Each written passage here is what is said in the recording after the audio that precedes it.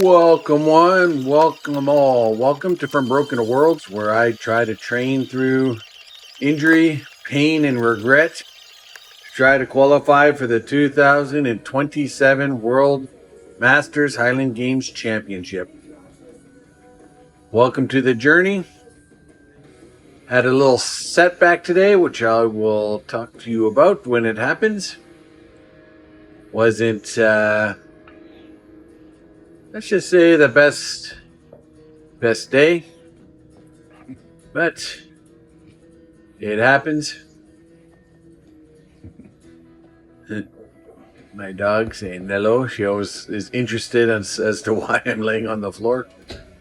Doesn't see me in that position too often. So everything began kind of normal. This is my regular scheduled programming, and yeah, my back was feeling really good. My knees were feeling really good. Well, maybe not really good, that's probably not the right word, but better than they had for a while. So that was good. I was feeling confident at this point and feeling I was contemplating actually whether I should start the athletic aspect of my workouts. I elected not to, just to be cautious. My squats were going pretty well. I wasn't quite hitting depth at the beginning, just because I was just trying to feel things out, seeing how it feels, and it was feeling pretty good. So I started hitting depth a little better, and things were kind of flowing. Just as a word of interest, I've begun a back and knee rehab program where I do it at work and at home. I have a gym version and then an at work version, and that's going pretty good. I only did 2 reps here because I thought I would put on 275, and I did these set. There was a little pain in my back on these sets, or these reps, but it wasn't too bad. It wasn't anything to get excited about. This is my full load that I have on my program. I've been doing lighter. This is what I have programmed for easy but athletic squats. And it's here. So when I started getting all set up to do the squat, I had the thought, you might regret this. And should have listened to that thought and just not did it. But decided to go ahead. Racked it. As I came back, just something felt really funny in my back. So I didn't press forward, which is a good thing. I re-racked, but my back just felt weird, and the rest of the workout, moving fast so you can't really tell, but I was moving very gingerly. So there was a little bit of a setback with my back, unfortunately. So not happy with that. Kind of annoyed. But it was the walkout. Too bad I didn't have some monoliths or something where I didn't have to walk out. It would have been fine, probably. But you never know. But anyways,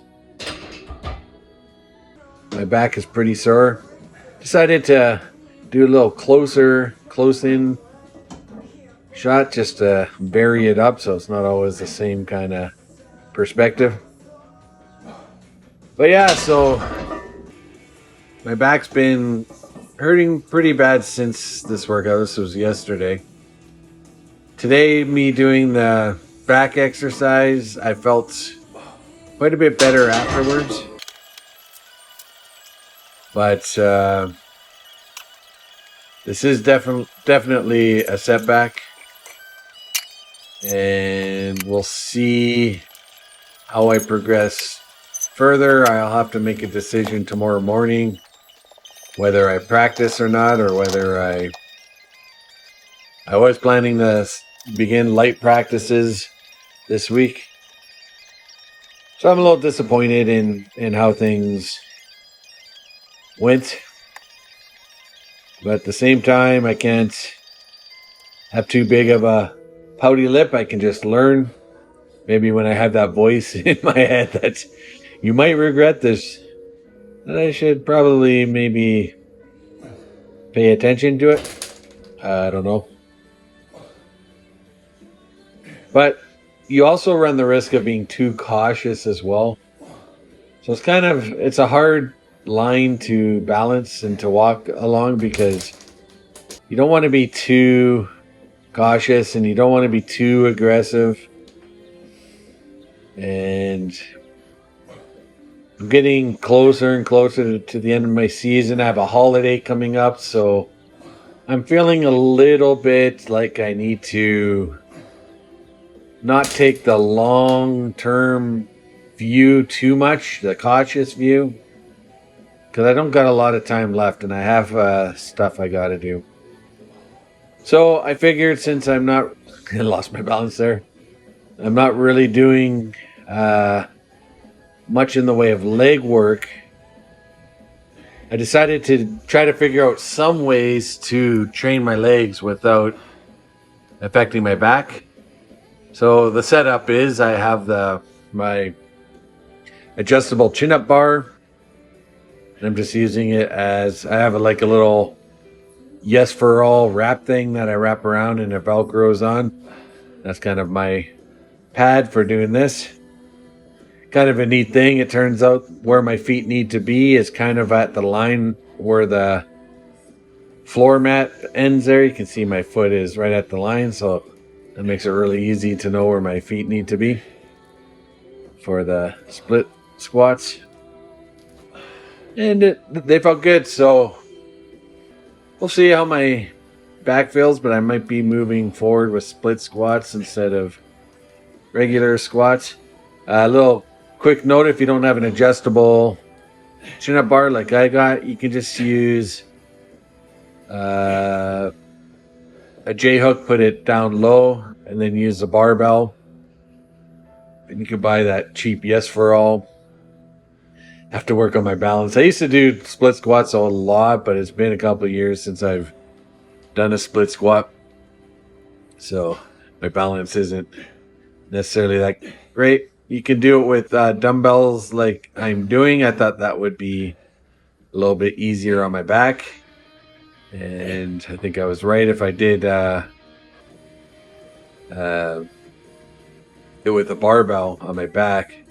And I'm putting a lot of pressure through my back. So this kind of makes the weight hang directly to the sides. And I think it was a little more friendly. Then I did some hip thrusts. I had the bar a little too high for this. You can see my back's a little sore.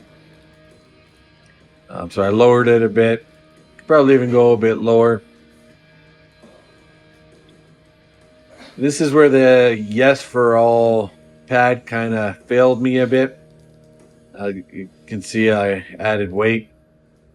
Probably jumped up on weight a little too much. Should have did a bit less weight than what I did. But the pad rotated, and then the hard part became on my back. So what I ended up doing is using my Swiss bar. I have a flat one, not a cambered one. And that actually worked really well. That felt really good. And if I do hip thrusts in the future, that's where I'll move.